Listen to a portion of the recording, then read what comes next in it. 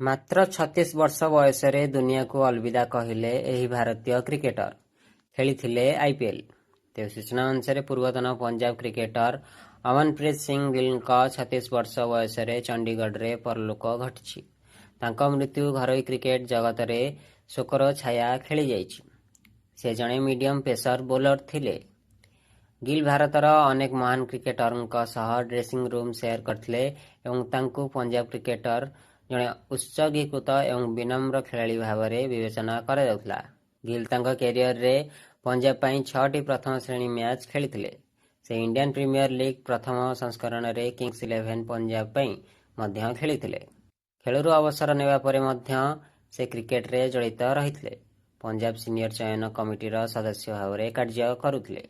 Punjab cricket association ଶୋକ ପ୍ରକାଶ କରି ଏବଂ ପଞ୍ଜାବ କ୍ରିକେଟରେ ତାଙ୍କର ଦୀର୍ଘକାଳୀନ ଅବଦାନକୁ ମନେ ରଖି ଏକ ସରକାରୀ ବିବୃତ୍ତି ଜାରି କରିଛି।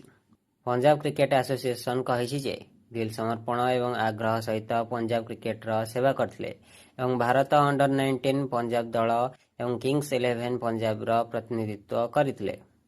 ପୂର୍ବତନ ଭାରତୀୟ ଅଲରାଉଣ୍ଡର ଯୁବରାଜ ସିଂ ମଧ୍ୟ ତାଙ୍କ ପୂର୍ବତନ ସାଥୀ ଏବଂ ବନ୍ଧୁଙ୍କୁ ଶ୍ରଦ୍ଧାଞ୍ଜଳି ଜଣାଇଛନ୍ତି। ସୋସିଆଲ ମିଡିଆରେ ଏକ ଭାବପ୍ରବଣ ବାର୍ତ୍ତା ସେୟାର କରି ଯୁବରାଜ ସିଂ ଗିଲ୍ଙ୍କୁ ଜଣେ ଶାନ୍ତ ଏବଂ ପରିଶ୍ରମୀ କ୍ରିକେଟର ଭାବରେ ବର୍ଣ୍ଣନା କରିଛନ୍ତି। ବ୍ୟୁରୋ ରିପୋର୍ଟ, ନବୀକରଣ ଟିଭି।